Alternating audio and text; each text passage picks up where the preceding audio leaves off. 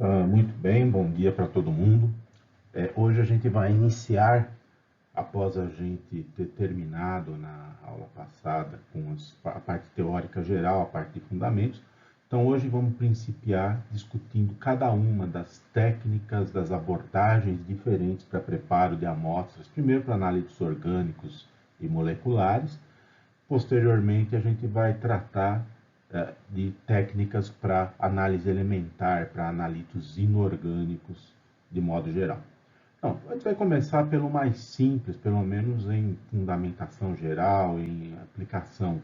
A extração líquido-líquido convencional e suas diversas variantes automatizadas, semi-automatizadas, micro versões da extração líquido-líquido, em inglês Liquid Extraction, LLE, né? Como a gente costuma abreviar normalmente. Bom, a extração líquido-líquido convencional, de rotina, acho que todo mundo já deve ter passado por ela, já deve ter visto, já deve ter usado, inclusive, é uma técnica simples, uma técnica barata, uma técnica muito usada muito em diversos campos, não só de química, ciência de alimentos, de engenharia. O dispositivo básico, fundamental para a extração líquido-líquido em laboratório, extração líquido-líquido convencional, macro, né, é aquele funil de extração que todo mundo conhece, é um frasco em forma de pera com uma torneira aqui embaixo, geralmente uma tampa aqui de rosca. E o procedimento genérico para extração líquido-líquido é muito simples, não tem muito mistério. Você inicialmente adiciona um volume conhecido de solvente extrator imiscível com água.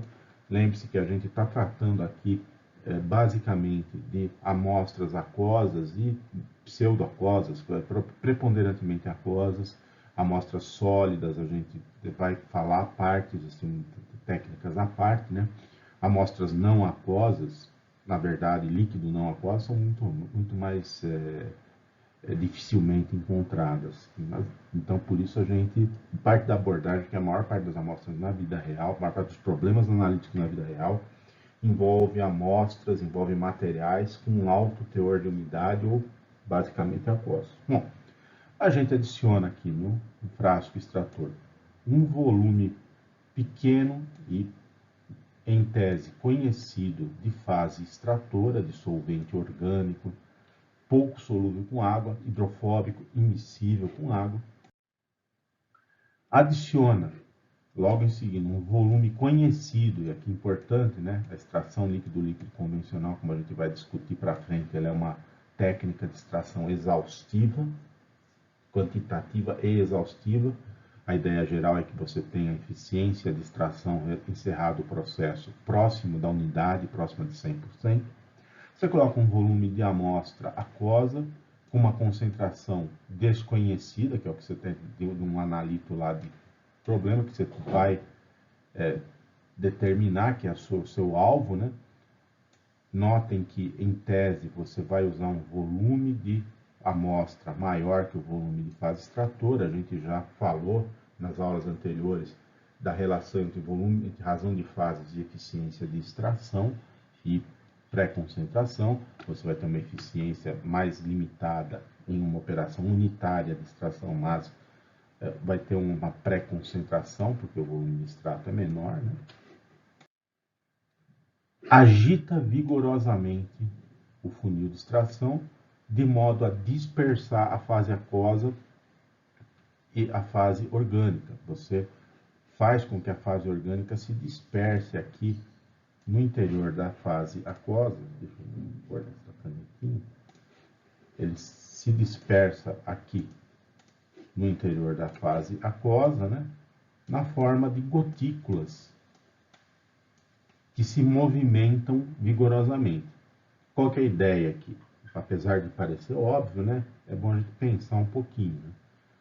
A gente vai ter um equilíbrio entre as duas fases. O analito, a gente imagina, vai se distribuir ao final do processo entre a fase orgânica e a fase aquosa, com concentrações tais que seja obedecida à razão da constante de distribuição do processo, da constante de distribuição do equilíbrio de partição entre as fases. Porém, o tempo que esse processo demora é variável. Você vai tentar acelerar a cinética do processo de transferência de fase para não ficar o dia inteiro lá sentado esperando. Você não vai simplesmente colocar a fase orgânica aquosa em contrato, sair para almoçar, sair para tirar umas férias e voltar, e vai estar equilibrado, mas obviamente é impraticável. Então você tenta acelerar o processo. Como você acelera o processo? Primeiro, isso vale para qualquer técnica de extração, aumentando a área de contato entre as duas fases, aumentando a interface entre as duas fases. Quanto maior a área de contato entre as fases, mais rapidamente a analito passa de uma fase para outra. Isso é mais ou menos óbvio, né? Se você tem uma porta pequena entre duas salas, o número de pessoas que passa de uma sala para outra num determinado intervalo de tempo é muito menor se você tiver uma porta gigante. Quando você dispersa seu analito orgânico na fase aquosa, você cria uma infinidade de gotículas e aumenta a interface entre as duas fases. Ao invés de você ter só a interface de contato das duas fases em repouso, você tem o contato entre todas essas gotículas e a fase aquosa. Além disso, você contribui para a transporte de massas, adicionando convecção ao movimento das moléculas. Se você deixasse as fases em repouso, você teria simplesmente transporte de massa por difusão. Analitos da fase aquosa iriam difundindo pela fase aquosa, chegam na interface, cruzam para a fase orgânica, difundem da interface para o seio da fase orgânica, para o bulk, até atingir o equilíbrio. Esse processo é lento. Se você agita, você tem movimento mecânico, chamada convecção, transporte convectivo de massas. E os analitos no seio da solução aquosa vão tender, moléculas desses análitos vão tender a chegar rapidamente à interface e aí passam para a fase orgânica. Então você acelera o processo de extração. Então você vai fazer esse procedimento. Na prática, né, quando vocês fizerem no laboratório, quem já fez já sabe, mas quando fizerem isso no laboratório, vocês vão observar que é muito bonito aqui, mas, por exemplo, se o solvente for volátil, você pode ter solvente espirrando, porque ele vai aumentar a pressão de vapor dele, ele vai evaporar. Então, tem um monte de pequenos cuidados experimentais que em experimentos, em aulas práticas, vocês vão pegar. Mas, essencialmente, é isso. Agita vigorosamente. Depois de um tempo adequado de agitação, né, que você homogeneizou, você dispersou o solvente orgânico e conseguiu acelerar a transferência, você deixa o funil em repouso. O que vai acontecer se você tiver feito tudo certinho e com alguma sorte? Depois a gente vai falar o que quer dizer sorte aqui nesse caso. No processo anterior, na fase anterior, você fez com que se equilibrasse, se distribuísse o analito entre as duas fases. Agora você vai ter que separar a fase orgânica e a fase aquosa para recolher, conseguir coletar a fase orgânica. Nesse caso, a fase orgânica é um solvente mais denso que a água. Se for um solvente menos denso, ele vai se separar, ficar com uma fase acima da fase aquosa, é claro, né? Em tese, depois de alguns minutos, se tudo correu bem, o solvente orgânico vai voltar a se separar aqui como uma fase distinta da fase amostra aquosa. Se a constante de distribuição for favorável, uma fração considerável do analito se transferiu para a fase orgânica, sempre vai sobrar uma quantidade residual de analito na fase aquosa, porque é um processo de equilíbrio. Essa concentração residual vai depender da razão de fase, ou seja, dos volumes relativos de fase orgânica aquosa, e da constante de distribuição, como a gente já falou na aula passada, nas aulas passadas. Quanto maior a fração transferida, maior a eficiência de transferência. Separadas as fases, a etapa seguinte é relativamente simples, é o encerramento do processo. Abre a torneirinha aqui, tira essa tampa primeiro, né? Claro. Abre-se a torneirinha, para você não tirar a tampa, não vai ter escoamento. E você coleta a fase orgânica em um frasco separado, cuidadosamente. e encaminha essa solução para análise cromatográfica, espectrométrica, espectroscópica, ou seja lá o que for, qual for a técnica que você vai adotar. O que aconteceu aqui? Aconteceu partição, os analíticos se distribuíram entre amostra aquosa e solvente extrator orgânico, e os analíticos com grande afinidade por solvente serão extraídos com maior rendimento. Bom, o grande problema, a gente já discutiu na aula anterior, é que se você está partindo para uma abordagem exaustiva, você quer que essa eficiência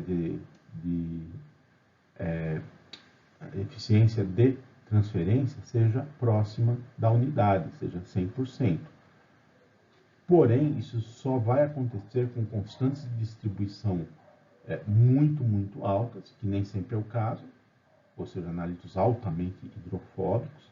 Aí vão começar até a acontecer outros problemas, que não vale a pena discutir aqui, de absorção de superfície, etc. Ou então, quando você usa volumes grandes de solvente orgânico, que é um problema com respeito de pré-concentração. Sendo assim, né, quando você usa extração líquido-líquido convencional em funil ou em frascos menores, às vezes nem sempre a gente faz em funil, na prática hoje em dia se faz muita extração em frasco centrífuga mesmo, usando micropipetas, pipetador automático para transferir as fases, é quase obrigatório você adotar o procedimento chamado de extração sequencial. A abordagem de extração sequencial, ela permite você ter uma eficiência de extração próxima da unidade, próxima de 100%, com pré-concentração simultânea. Como é que funciona isso aí? Bom, você transfere lá para o seu frasco, para o seu funil ou dispositivo de extração, lá o seu volume conhecido de amostra, em concentração de analítica que você deseja determinar,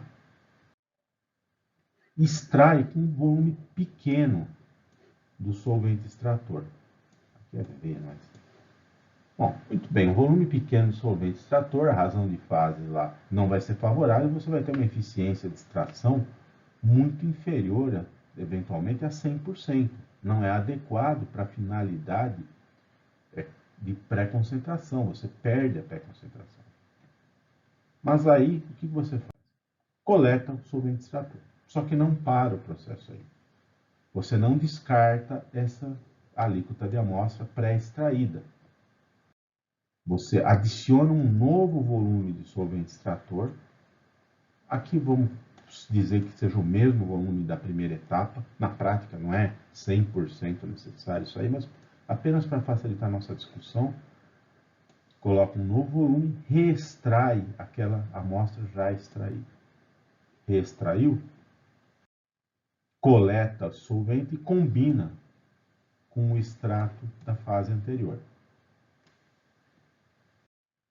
Novamente, uma terceira vez, adiciona solvente extrator à amostra previamente extraída, aquela mesma alíquota de amostra, extrai, coleta o solvente e combina com as extrações anteriores. Então você vai ter um volume maior de extrato, mas não é o resultado de uma única extração, é o resultado de extrações sequenciais com pequenos volumes de solvente da mesma alíquota de amostra. Bom, nesse caso aí, a eficiência de extração não é mais dada por aquela equaçãozinha simples que a gente deu na aula anterior. Uma combinação, é fácil demonstrar isso aí, é algébrico quase. A eficiência total do processo é dada por essa equaçãozinha. Ainda mantém-se a dependência da razão de fases em cada etapa de extração, volume de fase extratora e volume de fase aquosa em cada etapa, não é o volume total que entra aí, constante de distribuição, só que aqui elevado a I. Então a eficiência é 1 menos o resultado dessa conta. Qual que é a vantagem disso aí? Dá um exemplo numérico. Imagina que a gente tem um analito qualquer cuja constante de distribuição entre um solvente orgânico que a gente vai usar para extração e a água é 50, ele tem uma afinidade bem boa, bem grande pelo solvente orgânico, no equilíbrio, né, Isso quer dizer que a concentração na fase extratora é 50 vezes maior que a concentração que sobrou, né, na amostra aquosa. Então, já dá uma eficiência até razoável. Isso se os volumes forem iguais. Vamos supor que a gente tem uma amostra que tem 10 microgramas por litro. Uma amostra aquosa tem 10 microgramas por litro desse contaminante, desse analito. E a gente vai usar 100 ml dessa amostra para fazer a determinação quantitativa desse analito. Vamos tentar fazer a extração exaustiva. A extração líquido-líquido, a princípio, pelo menos nas versões convencionais, você parte da abordagem, do princípio que você tem transferência exaustiva, 100% do analito vai para o extrato. Se eu pegar 20 ml de fase extratora e fizer uma única extração, jogar 20 ml no funilzinho e extrair, considerando os dados que a gente deu aqui, a gente vai ter uma eficiência de extração de 90,9%, 0,909. E uma concentração na fase extrato, da fase extrato, né, de 45,4 microgramas por litro. Teve uma certa pré-concentração de 4,5 vezes, né, mas apenas 90% de eficiência de extração, 91%. Se ao invés de eu usar 20 ml de uma vez, eu pegar e dividir em 4 porções de 5 ml, qual minha eficiência de extração, considerando esse modelamento aqui? Nesse caso, a eficiência de extração vai para 99,3. Isso quer dizer uma transferência na prática exaustiva.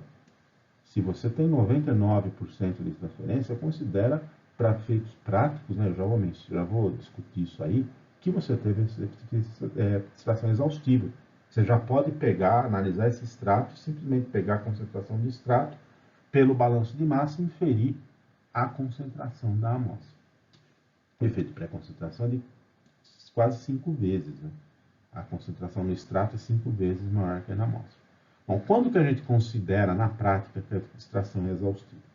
Não existe, é claro, uma definição universal, geral, a partir de qual valor a eficiência de extração pode, na prática, ser considerada exaustiva. Ela nunca vai ser 100%, porque é um processo de equilíbrio. Então, a gente não vai trabalhar? A gente vai, só que tem, na prática, no dia a dia, existe, é claro, um parâmetro mínimo. No caso de análises cromatográficas, a eficiência mínima que a gente considera para definir como exaustiva, geralmente é considerada como sendo 95%. De onde vem isso? De forma geral, a incerteza que existe em determinações, tanto por cromatografia líquida de alta eficiência, quanto por cromatografia a gás, gasosa, e também na maior parte das técnicas eletroforéticas, é de mais ou menos 5%. Então, a incerteza na determinação quantitativa, na integração do pico, transferência, injeção, a soma, né, de toda a variância que tem num processo cromatográfico sob aspecto quantitativo é de mais ou menos 5% de incerteza. Então, não faz sentido a gente tentar uma eficiência, a gente suar a camisa, complicar nossa metodologia para conseguir 99%, 100% de eficiência. A partir de 95%, já se pode, na prática, considerar que você teve transferência exaustiva do analito. A diferença que existe entre o que você perdeu e a incerteza da análise cromatográfica nos diz que não vale a pena trabalhar mais que isso, não vale a pena mexer mais que isso. Se tem uma incerteza de mais ou menos 5%, você já está dentro dessa incerteza.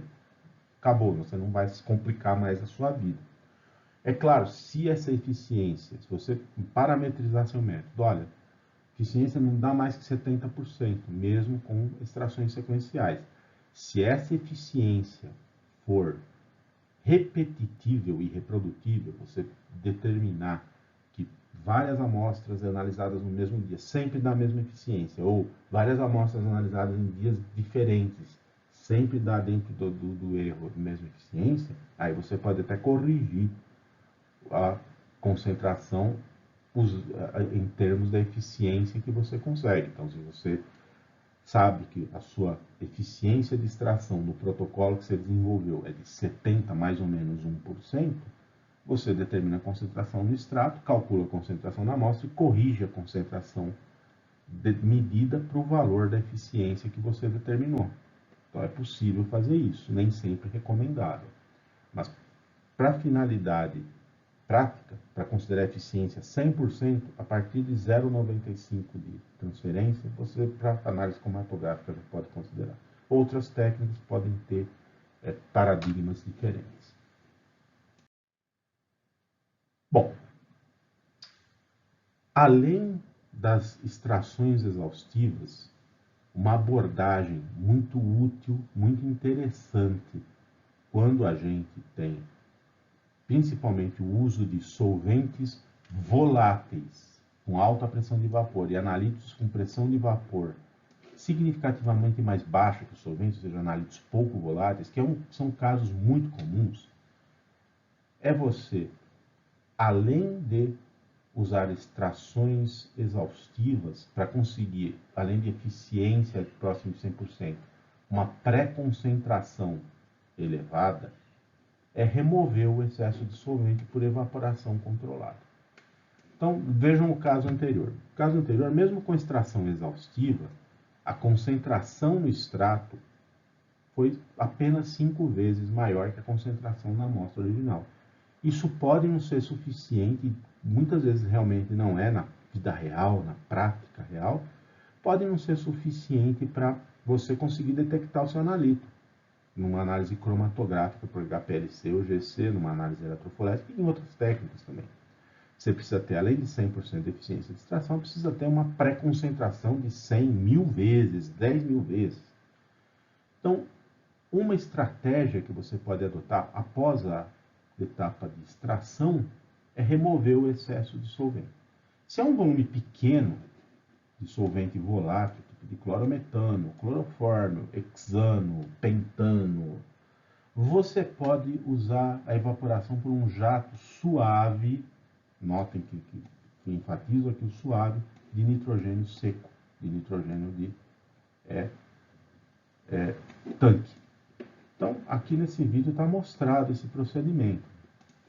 Então, a gente tinha aqui, como vocês viram, a gente tinha o frasquinho com o extrato.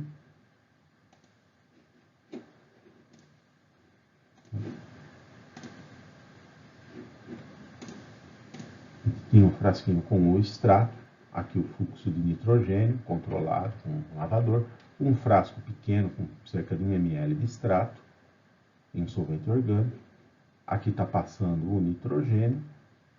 Então notem como o procedimento tem que ser feito. Você não vai mergulhar aqui a ponta do nitrogênio no solvente, não no extrato, senão você vai perder a analito, ele vai ficar preso na seringa. Você cuidadosamente faz o jato passar bem distante aqui, tanto quanto possível distante da frente do solvente. Você faz o jato passar aqui pelo frasquinho, ele vai arrastando o vapor do solvente e vai evaporando ele. Nota que o frasco esfria, ó, tá vendo que ele condensou a água, porque o processo de evaporação ele é endotérmico. Então, às vezes, é interessante fazer o que o cara está fazendo aqui. Você aquece cuidadosamente o frasco com as suas mãos, com o calor da própria mão, e vai cuidadosamente evaporando. Isso tem que ser feito com cuidado. Por quê? Porque você pode, se o fluxo de nitrogênio for muito elevado, você vai espirrar a solução para todo lado, perder a tua análise, vai começar do zero.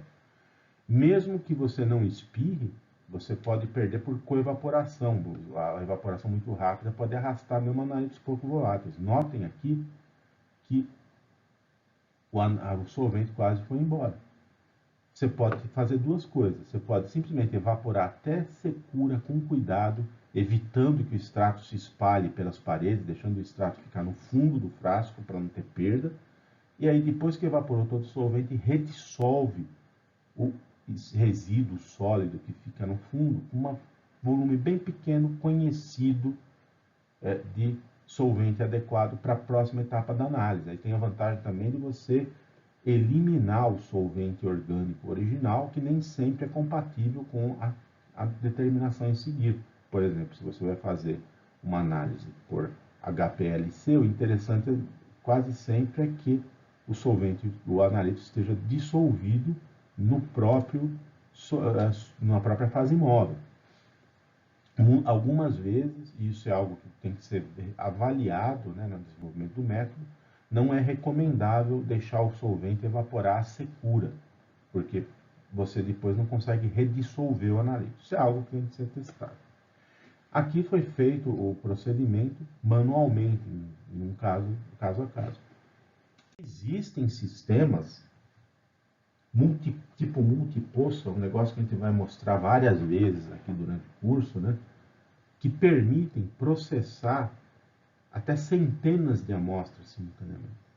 Para que isso? Muitas vezes, né, na rotina, na vida real, né, você não vai poder analisar uma amostra por vez. Você tem centenas, dezenas de amostras para ser analisadas. No caso de controle de qualidade de uma empresa, especialmente análises clínicas. Imagine um caso que você tem 200, 300, 400, como é a situação que a gente vive hoje. 200, 300, 400 mil pacientes esperando resultado de uma análise. Né? Você não vai ficar fazendo procedimento um a um. Análises metabolômicas, todo esse tipo de procedimento é necessário rapidez. Então, você tem que processar amostras, várias amostras, de forma automatizada, robotizada. A mecanização de análise química é uma abordagem onde você simplesmente usa máquinas, os instrumentos para realizar tarefas por você. Automatização, você usa um robô que toma decisões, que verifica coisas, que vai se ajustando. Esse sistema que a gente está mostrando aqui é um sistema mecanizado. Então, você coloca lá esses pratos, né? Você coloca em cada poço desse sistema, você coloca uma amostra, baixa essas agulhas por onde passam o solvente. Então está aqui o detalhe das agulhas, cada poço, cada bandeja dessas tem 96 poços para 96 amostras. Regula aqui a vazão de gás nesse rotâmetrozinho. Esse sistema aqui não é nem automático, é manual. Aquece aqui uma temperatura controlada, não pode, obviamente, ser aquecido uma temperatura descontrolada, e faz a evaporação controlada lá das amostras. Então, nesse sistema aqui em especial, você tem micro bandejas para amostras com volume pequeno e bandejas com poços maiores para amostras maiores. Então, isso é uma tendência geral em análise química, você ter sistemas que permitam você processar, você conduzir as várias etapas do seu processo analítico de forma automatizada e processando simultaneamente muitas amostras. Então, a evaporação controlada aqui pode ser feita num desses sistemas aqui. Bom, esse processo de evaporação controlada, ele é muito bom com nitrogênio, com um fluxo gentil, né, de nitrogênio. Ele é muito interessante quando você tem analíticos de baixíssima pressão de vapor e solvente muito volátil. Nem sempre esse é o caso. Muitas vezes a diferença entre pressão de vapor do analítico e do solvente não é tão grande assim. O solvente tem que ser mais volátil, senão você evapora o seu analítico junto com ele. Agora, se a diferença de pontos de ebulição, de pressões de vapor à temperatura de trabalho não for tão apreciável assim, você pode ter perdas de analito no processo de evaporação para conseguir o efeito de pré-concentração. Então aí você já tem que sofisticar um pouco mais a etapa de remoção controlada de solvente.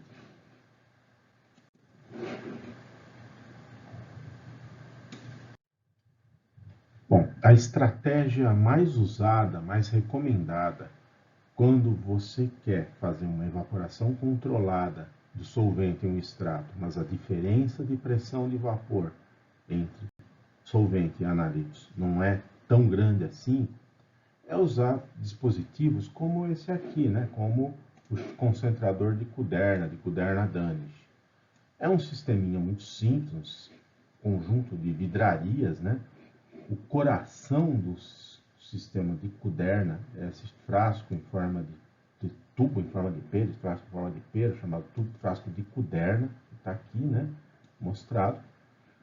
Você tem conectado a ele, você vai conectar ele um recipiente para você colocar o seu extrato, recipiente graduado, está mostrado aqui, né? Esse recipiente graduado, geralmente, né, ele tem várias divisões, ele vai afinando, né? Tem vários tubos soldados aqui, porque ele acredita que o solvente vai evaporando, né?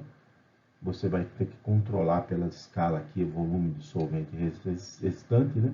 Quando o volume fica muito pequeno, você tem que ter um frasco mais fino. Então, o fundo dele vai ficando cada vez mais fino para facilitar essa visualização. E aqui em cima, conectado, você tem uma coluna de destilação fracionada, geralmente essa coluna tipo Vigré, que é uma coluna sem camisa de água. O resfriamento do vapor é feito aqui por contato com a atmosfera, tem várias reentrâncias, a gente observa aqui, né? Tem várias reentrâncias aqui no vidro, onde há contato do ar atmosférico, né, com o vidro, e o solvente que sobe aqui vai condensando. Existem sistemas multi-prato, né, multi-condensador, que pode ser fazer aproximadamente de 3, 6, até 9, 12 amostras ao mesmo tempo por evaporação. Bom, como funciona isso aqui? Primeira coisa, você coloca o seu extrato aqui, após a extração, após o processo de extração, aqui num recipiente graduado. Monta o sisteminha e aquece cuidadosamente aquele recipiente. O que começa a acontecer? O solvente começa a evaporar.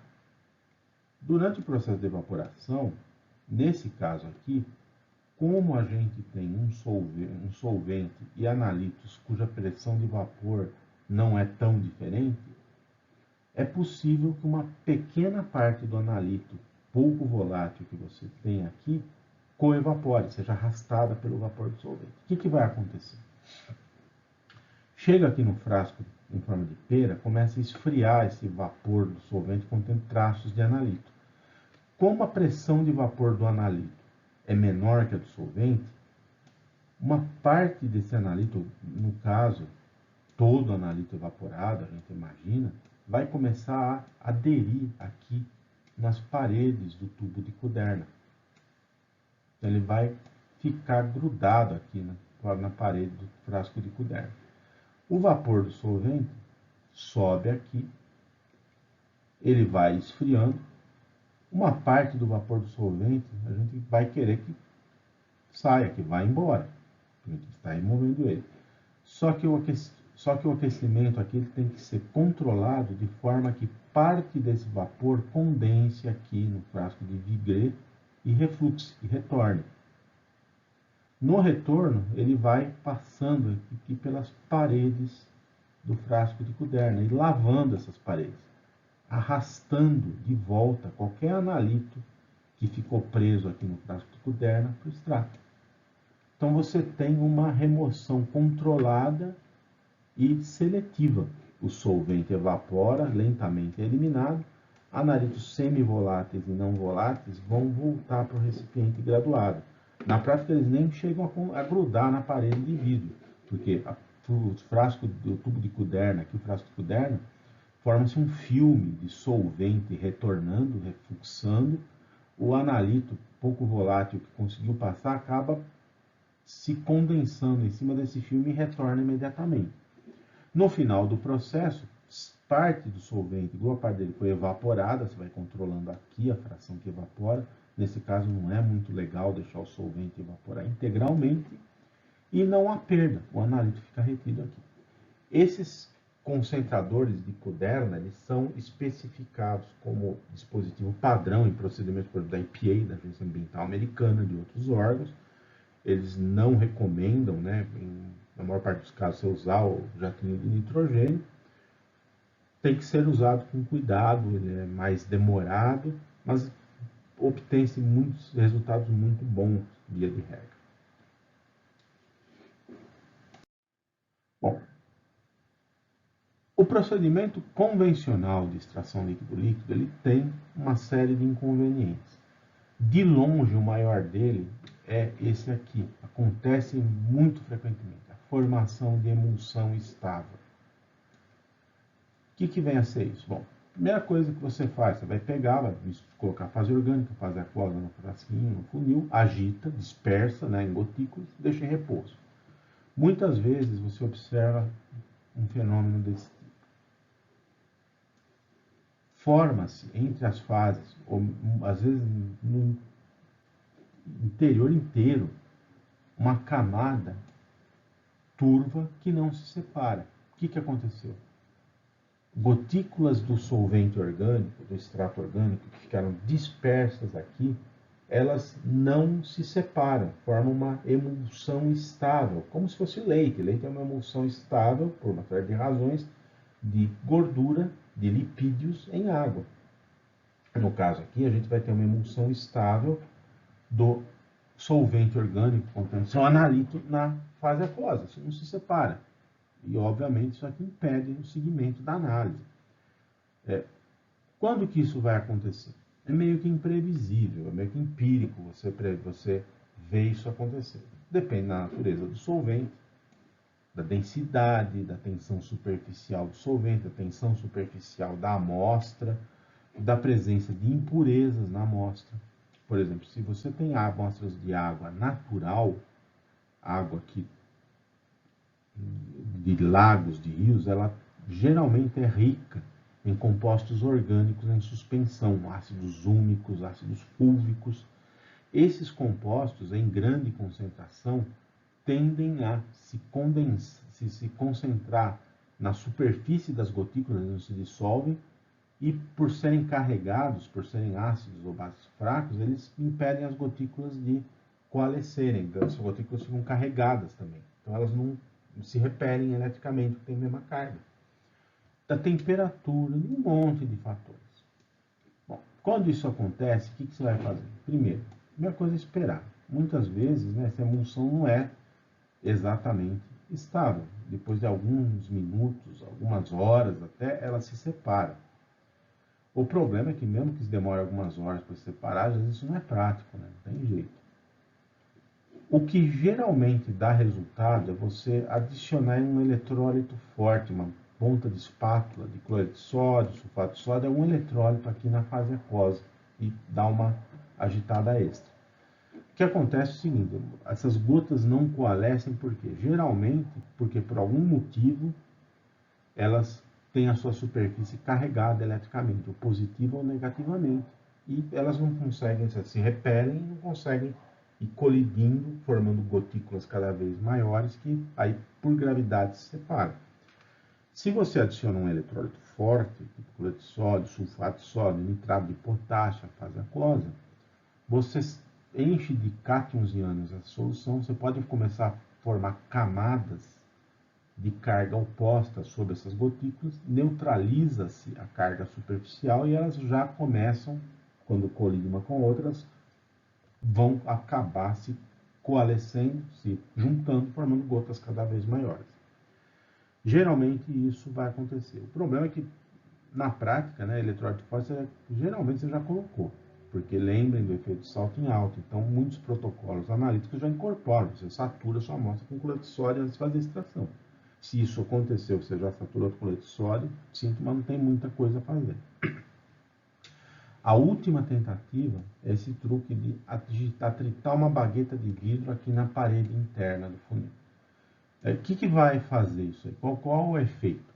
Você atritou a parede de vidro no interior do funil, você vai separar pequenos grãos de vidro, você vai separar pequenos pozinho de vidro. Esses grãos de material sólido vão agir como núcleos de coalescência. As gotículas vão batendo nele, vão aderindo, isso força com que elas acabem se coalescendo, se juntando, formando gotículas maiores. Não é um negócio muito recomendável, porque você colocou a bagueta de vidro, ele vai tirar, sempre vai ter um pouco de perda, né, de solvente, de extrato. Você pode ter contaminação. Então, é um negócio que é o último recurso mesmo. Na prática é melhor parar tudo e revisar o protocolo, trocar solvente, ver o que se pode fazer aí. Mas formou emulsão, não separou com eletrólito, sinto, você está com problemas. Bom, além da extração sequencial, né, existem outras truques, né, outras formas, né, de você conseguir alta eficiência de extração com volumes menores de extrato.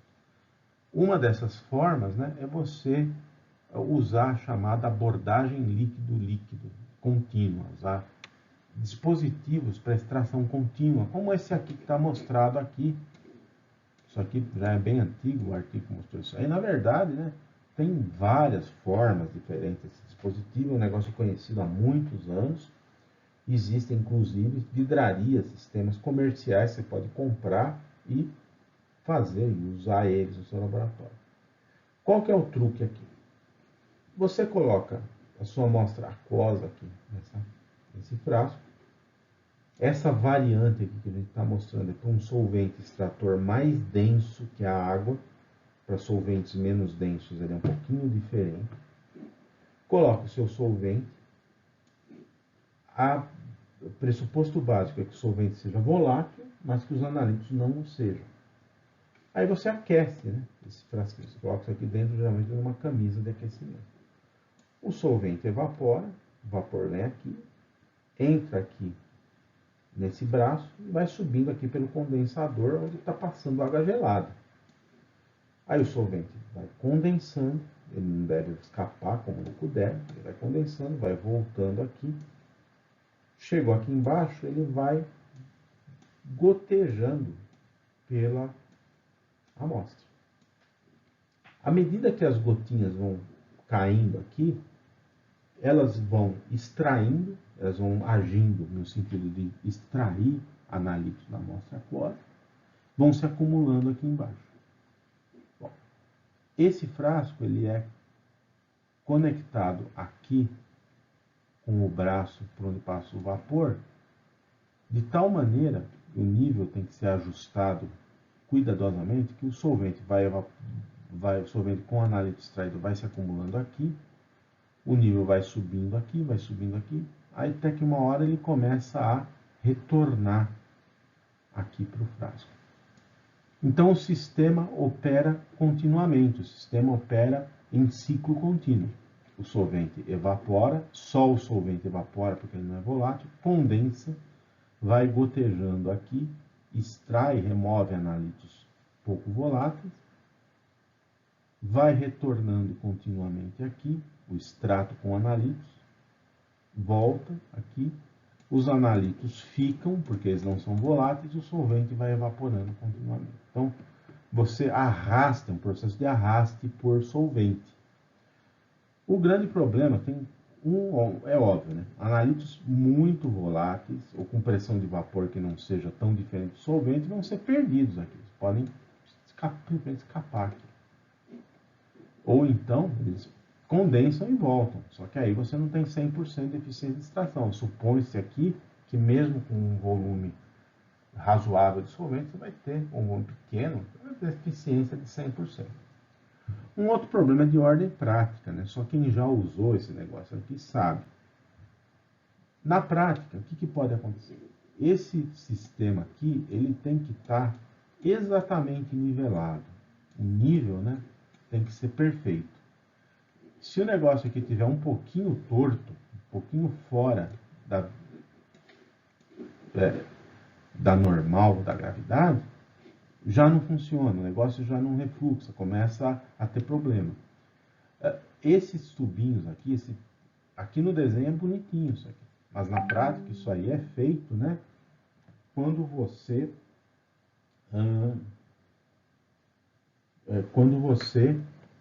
solda tubo de vidro um no outro. Quando você solda os tubos um no outro, né, sempre tem reentrância, sempre tem imperfeições, e por causa da tensão superficial do solvente, você vai acumulando solvente aqui. Então, às vezes esse tubinho enche, o solvente não refluxa, por causa da tensão superficial e das imperfeições no tubo.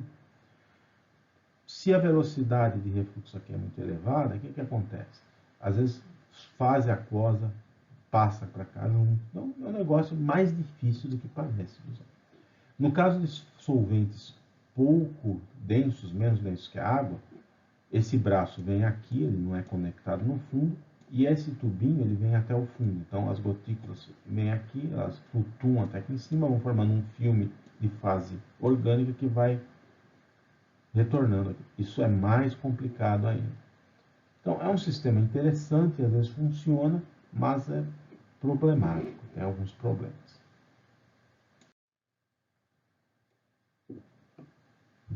Algumas estratégias alternativas à extração líquido-líquido convencional envolvem a miniaturização e o uso de membranas separando a fase orgânica da fase aquosa.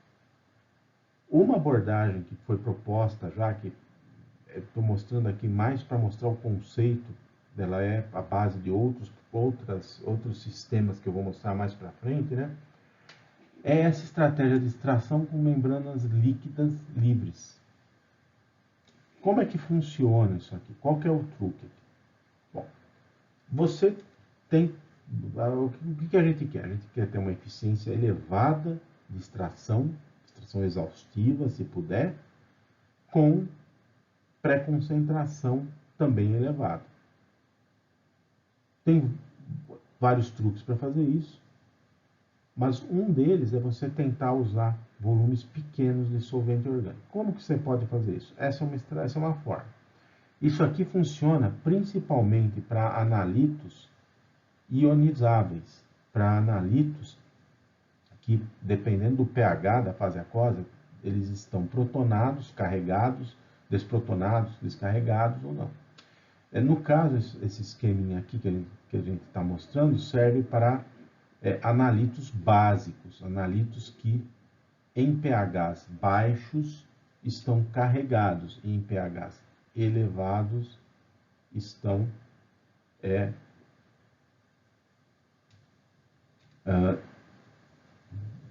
desprotonados, estão carregados.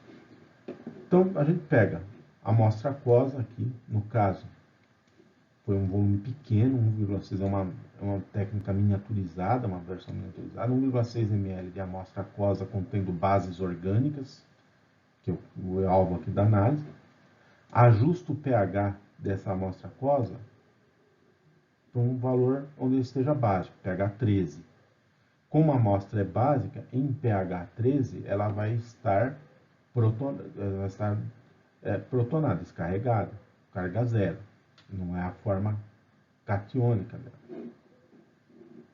Aqui em cima, o que a gente tem? A gente tem um anelzinho de teflon aqui nesse frasquinho para reduzir essa área de contato. Um filme de 30 microlitros de solvente orgânico, N-octano. Então aqui tem a fase aquosa, um pH básico. Os analitos básicos eles estão na forma neutra. Aqui a gente tem um filme de um solvente orgânico, octano. Bom, a gente discutiu isso na aula passada, o efeito, né, nas aulas passadas, o efeito do pH sobre a constante aparente de distribuição. No caso, né, como os analitos estão na forma não carregada, eles conseguem se dissolver aqui no N-octano, eles passam para cá. Outras espécies carregadas ou hidrofílicas, elas não vão passar aqui para a fase N-octano. Bom, para conseguir ainda mais pré-concentração, o que ele faz aqui? Em contato com essa fase N-octano, ele coloca uma gotícula de solução aquosa com pH 2,1. Então, tem uma microseringa aqui, usando uma microseringa que tem uma rolha de teflon para estabilizar o sistema. Cuidadosamente, ele coloca aqui, perfura isso aqui tem uma manga, né, uma conexão de teflon para deixar o sistema mecanicamente fixo, né?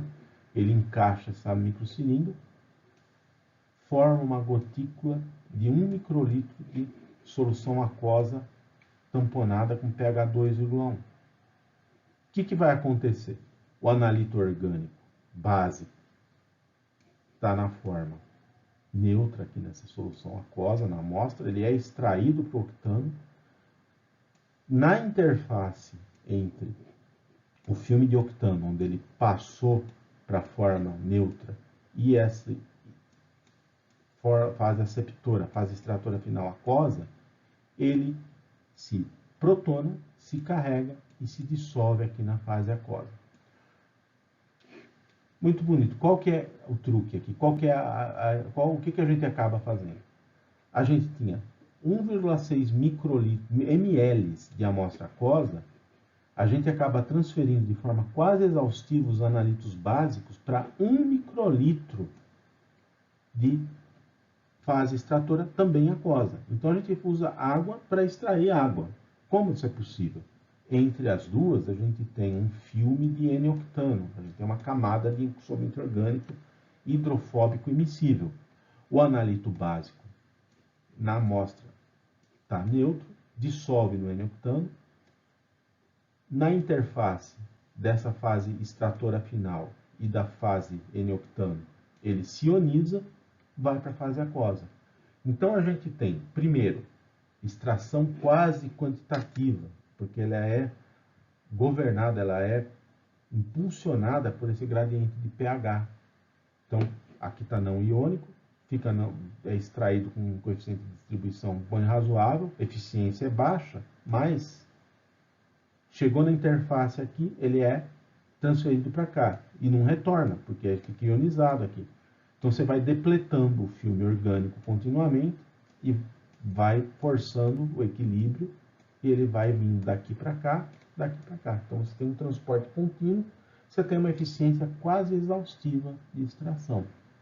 Aqui tem um peixinho, né, magnético, tem um agitador magnético, esse frasco é daqueles com fundo em V, um agitador em formato de triângulo aqui, para ele ficar estável. Essa amostra é agitada para poder ter convecção e transferência rápida. Então aqui, ó, tem o resultado, né? A análise aqui foi feita depois para HPLC, ó, ele usou uma amostra de teste contendo algumas aminas orgânicas, né? Feniletilamina, metanfetamina, que é uma amina, né? Ela é básica, mas também é um fármaco, é uma droga de abuso. Mefentermina, que se não me engano é um analgésico, e metoxifenamina. Soluções aqui com 10 a menos 6 mol por litro, mais ou menos, a concentração. Então, aqui, né, ele pegou, deixou as fases em contato. Aqui a solução padrão, mostrando os picos de cada analito, deixou as fases extraindo por 5 e 15 minutos. Aqui o pico de cada uma dessas espécies aqui. Então, dá para ver que elas foram transferidas aqui, com bastante eficiência da fase orgânica para a fase aquosa. Depois ele fez análise cromatográfica por HPLC com UV. Então, isso é uma estratégia muito interessante. Se você tem analitos básicos ou ácidos, né, você consegue ter extração exaustiva usando uma fase extratora aquosa de amostras aquosas. E qual a vantagem da fase aquosa? Principalmente se for usar HPLC para determinação posterior. A HPLC ela é muito compatível, na maior parte dos casos, com amostras aquosas. Você pode extrair na amostra aquosa, adicionar um pouco de acetonitrila na sua amostra de injetar o metanol para ficar mais próximo da fase móvel, e cromatográfico. Então isso é muito interessante. E você pode ter pré-concentrações absurdamente altas, porque como você não está fazendo uma extração convencional, você pode usar volumes muito pequenos de fase extratora e volumes muito grandes de amostra. Esse conceito é estendível para versões automatizadas. A variante automatizada, né, da extração com membranas líquidas suportadas, né, é chamada de extração com membrana líquida suportada, né?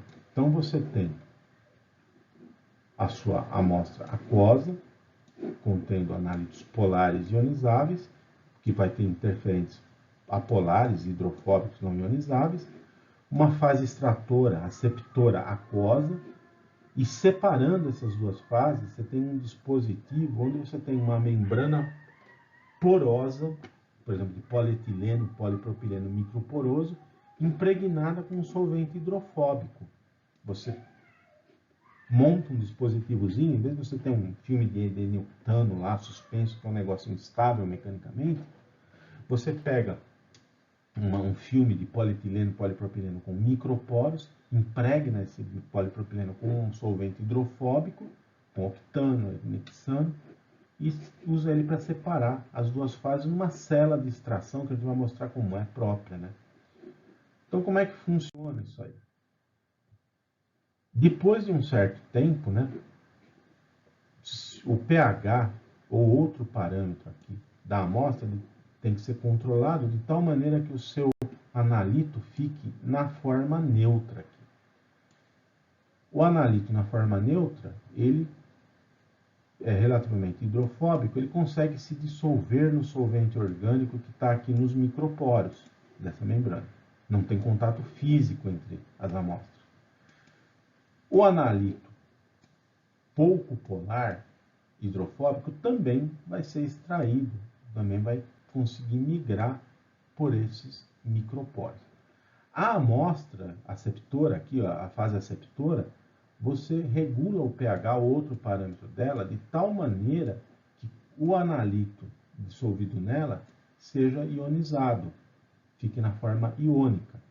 Então, o que vai acontecer? O analito está na forma neutra aqui, devido ao pH dessa amostra ter sido regulado de acordo, ácido ou base, dependendo se o analito for básico ou ácido. Ele consegue ser extraído aqui pelo solvente nessa membrana, separando as fases. Chegou aqui na interface, ele se ioniza, se dissolve na fase aquosa aceptora. Ele vai voltar aqui? Não, porque lembra que a constante de distribuição de fases de espécies ionizadas e solventes hidrofóbicos é geralmente praticamente zero. Então você tem uma transferência quase exaustiva de analito daqui para cá, regulando o pH de forma adequada. E os analitos interferentes não polares, hidrofóbicos, a constante de distribuição deles é desfavorável para eles voltarem para a fase aquosa aqui, então eles ficam aqui. Então você consegue, ao mesmo tempo, ter pré-concentração, ter clean-up. No final, boa parte do seu interferente acabou ficando aqui na membrana, que você pode depois limpar ou até descartar, e os seus analitos podem ter sido transferidos de forma mais ou menos exaustiva, praticamente exaustivas, para a fase aquosa aceptora aqui embaixo. Como que você trabalha aqui?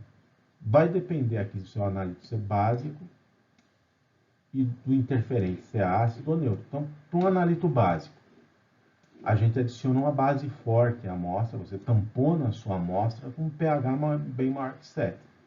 O analito básico, supondo aqui uma amina, né, ele vai ficar na forma neutra, que é solúvel aqui no solvente orgânico que impregna a membrana, que tem uma constante de distribuição favorável, e vem para aqui para a membrana. Interferentes neutros, não hidrofóbicos, também vão conseguir passar aqui para o solvente da membrana. Interferentes ácidos, eles vão ficar aqui na amostra. Eles não conseguem passar, eles ficam preferencialmente num pH elevado na forma ionizada. A constante de distribuição aparente deles para essa fase orgânica que está aqui na membrana é praticamente zero. Bom, aqui na interface você tem um aceptor aquoso, a fase extratora final, né, que você deixa num pH baixo, tampona num pH bem menor que 7. O analito básico, que estava desprotonado, neutro, migra aqui para a fase orgânica, fica neutro. Chega na interface, ele é protonado. Ele fica na fase ionizada e ele se transfere para a fase aquosa e ele não volta mais, porque ele, como o pH aqui é elevado, né, esse equilíbrio está bem deslocado para cá. Aqui a mesma coisa, está bem deslocado para cá o equilíbrio. O analito hidrofóbico, ele não passa daqui para cá, ele fica aqui dentro. Então você vai ter um fracionamento, um clean-up Só espécies básicas vão passar para a fase aceptora, interferentes neutros e ácidos não passam. E os volumes podem ser regulados de modo a você ter transferência ao mesmo tempo exaustiva com um fator de pré-concentração elevado. Então é uma abordagem muito interessante. Como que funcionaria isso? Você tem que ter células de extração apropriadas. Né? Esse aqui é um dispositivo, isso aqui já está bem antigo, né? Uma célula de extração tipo sanduíche para você fazer extração líquido-líquido com membrana líquida suportada, separando as fases. A gente tem um sanduíche de 2 blocos de Teflon. Por que usa Teflon? Porque ele é inerte, né? Porque ele não absorve, então ele não interfere, não vai perder analito por absorção nas paredes.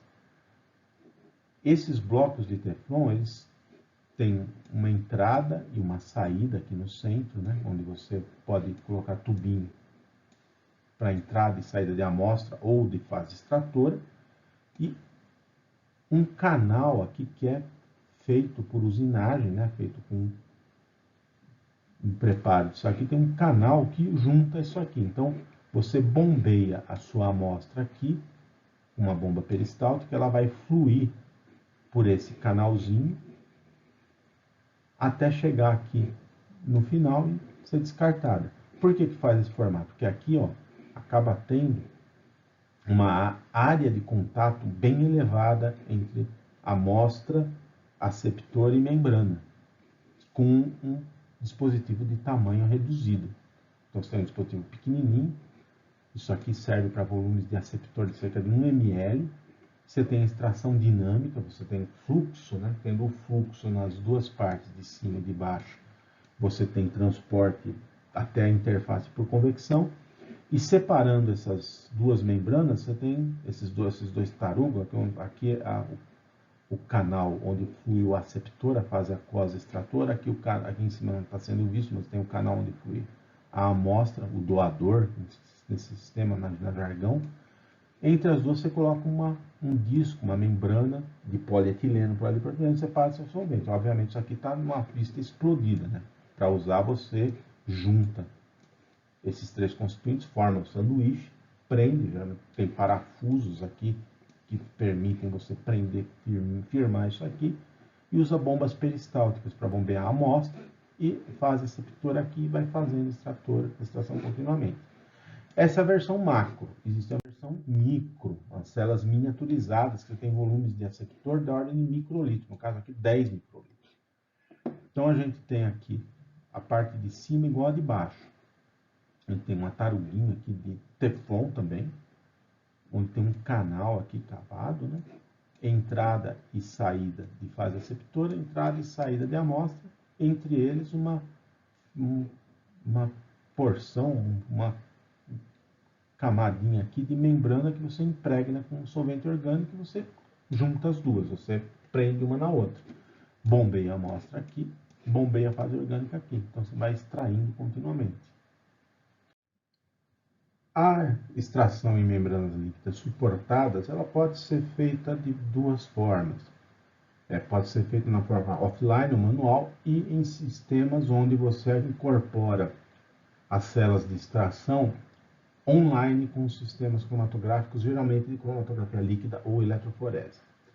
Na forma offline, né, que tem um diagrama mostrado aqui, né, a gente simplesmente monta um sisteminha desse tipo.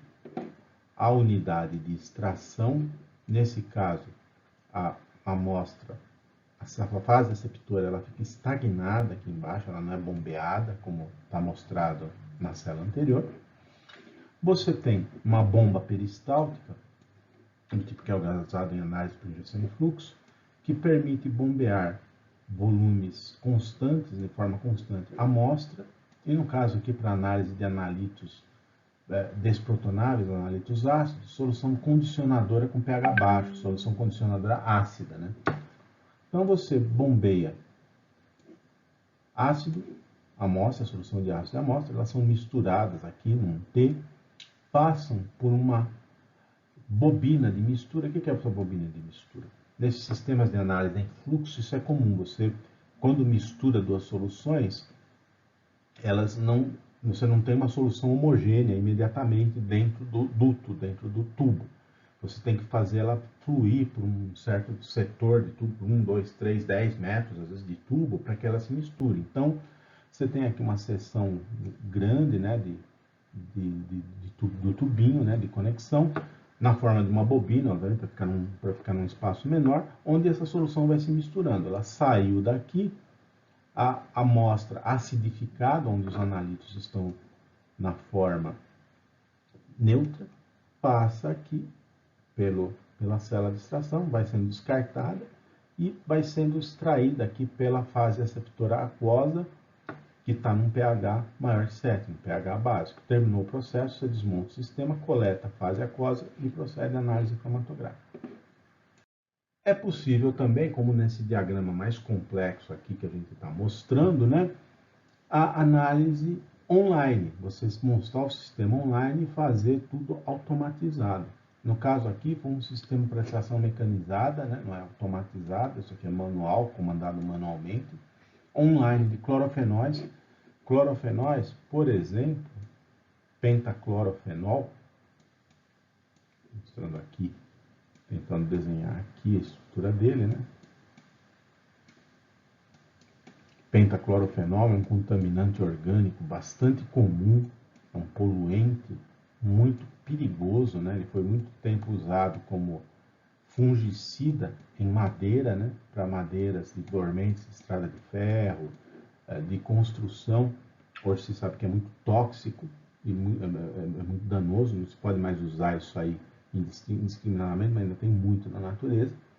Pelo efeito indutor do cloro aqui no anel benzênico, o próton aqui fenólico, né, da hidroxila fenólica, ele é muito lábil, ou seja, isso aqui é muito ácido, um composto com um pK muito próximo aqui de um ácido forte. Como que a gente pode quantificar isso? É muito comum fazer isso por HPLC. Esse sisteminha aqui é um sistema que foi montado, já até bem antigo, 94, mas tem coisa mais moderna, mas só que ele ilustra bem, por fato de ser um sistema bem simples, como funciona isso aqui. A gente tem aquela unidade de extração em membrana líquida suportada, como a gente mostrou no slide anterior, uma bomba peristáltica que vai bombeando a amostra aquosa, contendo os clorofenóis, e solução, que é uma solução doadora ácida, que é para condicionar, para fazer com que o pH da amostra fique baixo e os fenóis sejam transferidos aqui pela membrana orgânica aqui para a fase receptora aquosa que está básica aqui na celinha.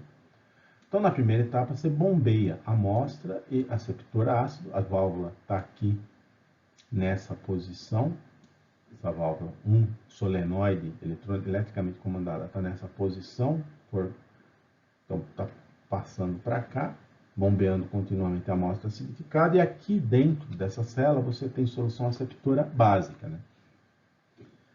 Esse segundo estágio aqui, ele tem solução tampão pH 13 básica, solução ácida de lavagem, de mistura e de lavagem para a segunda etapa, com essas válvulas aqui solenoides que controlam a direção do fluxo nessa posição. Então, por enquanto, na primeira etapa, isso aqui está desconectado do resto do sistema.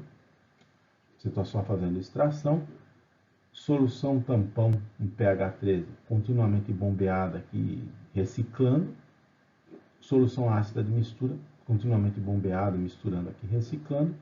E solução ácida de lavagem, bombeada continuamente, e indo para o sistema cromatográfico, né? Na válvula de 6 vias do HPLC, vocês lembram que ele tem uma válvula de 6 vias de injeção, é a mesma válvula com algumas modificações, não tem um loop de injeção.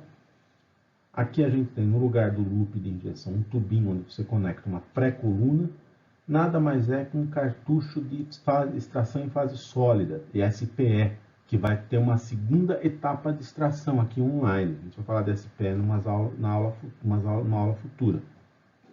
A bomba de alta pressão, a coluna analítica do sistema de HPLC, daqui para frente vai para o sistema. A válvula de 6 vias está na posição que você está bombeando fase imóvel para a coluna, e o cartuchinho, a pré-coluna, onde vai fazer a segunda etapa de pré-concentração, lavada com essa solução ácida de lavagem.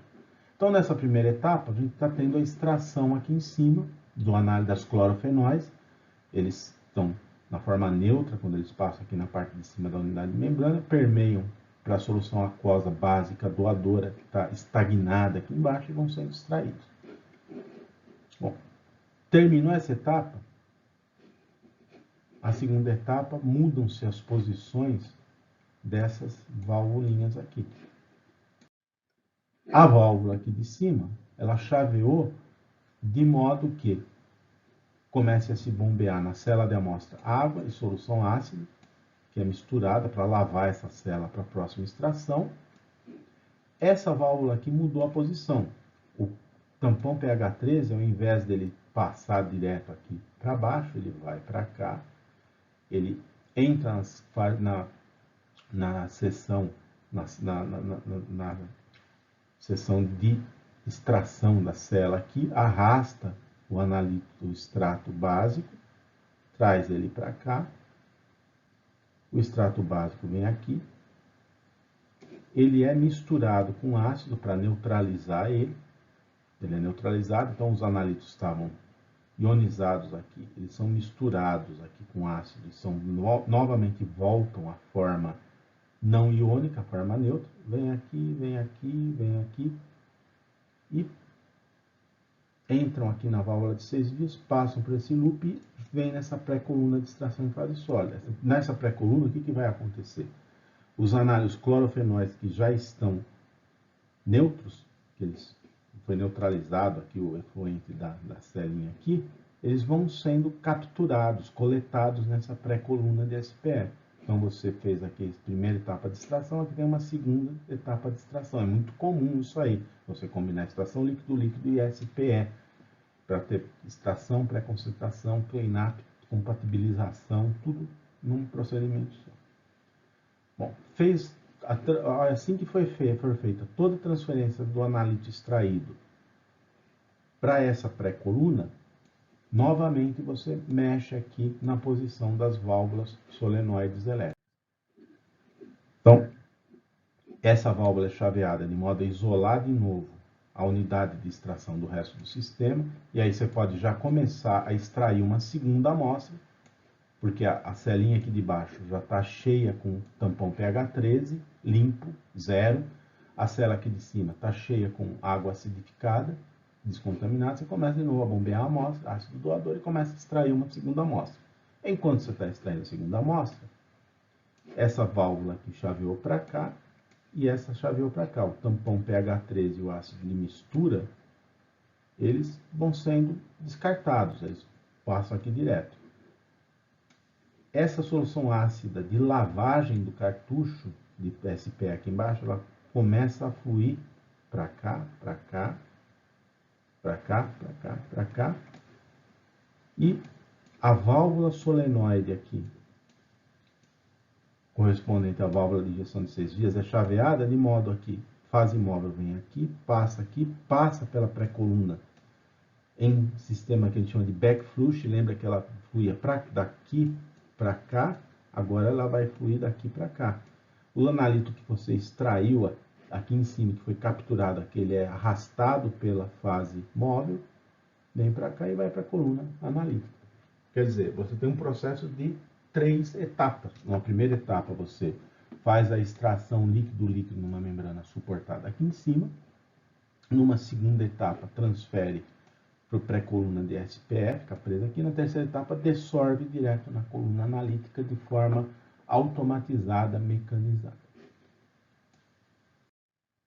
Bom, extração líquido-líquido convencional, a chamada versão macro que a gente está mostrando aqui, seja na forma tradicional, com funilzinho, seja na forma suportada por membranas, elas têm duas vantagens, grandes vantagens. Geralmente, principalmente com o funilzinho lá, é simples, é rápido, é um procedimento exaustivo, que é um negócio que facilita na hora de fazer contas, a cabeça não é muito boa. Porém, seletividade é sofrível. O que a gente quer dizer? A gente viu, né, quando a gente falou da parte teórica, né, qualquer solvente hidrofóbico vai acabar removendo na partição analíticos com KOW adequado, KOW elevado. Então todos os analíticos hidrofóbicos vão ser removidos, inclusive interferentes. Então a gente vai ter um cleanup quase inexistente. Eu não vou conseguir. Eu quero analisar clorofenol em água. A não ser com aqueles sistemas como a gente mostrou no slide anterior, você vai acabar numa extração líquido-líquido convencional extraindo tudo que for hidrofóbico da sua solução aquosa. Então você tem extratos geralmente muito sujos. Aí você tem que ter outros procedimentos adicionais. Por exemplo, SPE. Um procedimento adicional de SPE para aí sim extrair seletivamente os seus analíticos. Bom, você tem pré-concentração limitada, sensibilidade é baixa. Ah, mas não tem todos aqueles truques para você fazer extração sequencial, evaporar solvente? Tem. Só que nesse caso, qual que vai ser o problema? Pô, eu faço um aumento, eu vou incrementar minha sensibilidade evaporando solvente. Só que para eu usar esse truque, eu preciso de solventes ultra puros que são muito caros. Mas por que eu preciso de solvente ultra puro?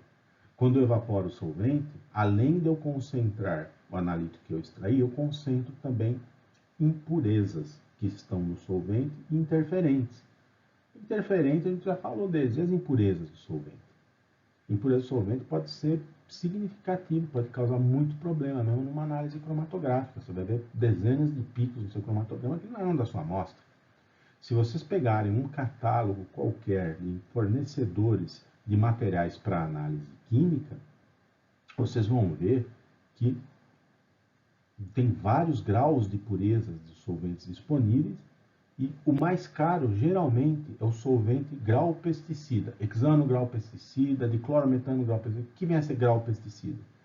É o hexano, diclorometano, isoctano, éter etílico com pureza para fazer análises por extração líquido-líquido de pesticidas e outros contaminantes orgânicos, poluentes orgânicos persistentes em amostras ambientais.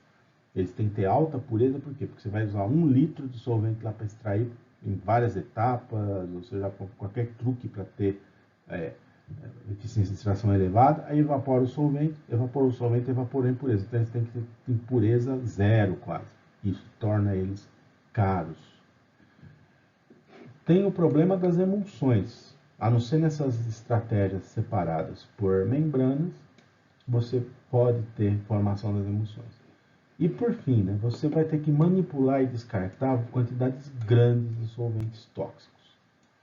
Isso tem problemas os mais diversificados, problemas ocupacionais, problemas de gerenciamento, o custo para você comprar um funilzinho e começar a fazer extração no seu laboratório é baixo, mas cada análise vai ficar cara, porque você vai usar 100, 200, 300 ml de um solvente ultra puro, que você vai ou evaporar ou depois você vai descartar. Não tente preparar solvente ultra puro no laboratório por destilação. O pessoal da química orgânica, eles fazem a síntese, aí recupera o solvente, mas não precisa de um solvente ultra puro. Para ter um solvente ultra puro, o procedimento de purificação com ultradestiladores, destiladores de quartzo, é um negócio complicadíssimo. Você não faz, você precisa ter uma estrutura própria para isso.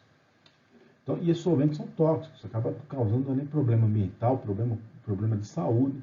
Então você acaba manipulando e descartando muitos solventes. É caro, isso é ruim. Bom, é muito usada ainda a extração líquido-líquido nas diversas formas? É. Aos poucos ela está sendo abandonada em função, a favor de variantes mais modernas, mais convenientes, como a própria microextração líquido-líquido, a variante micro da extração líquido-líquido, que é o que a gente vai falar na próxima aula. Então, por hoje a gente encerra.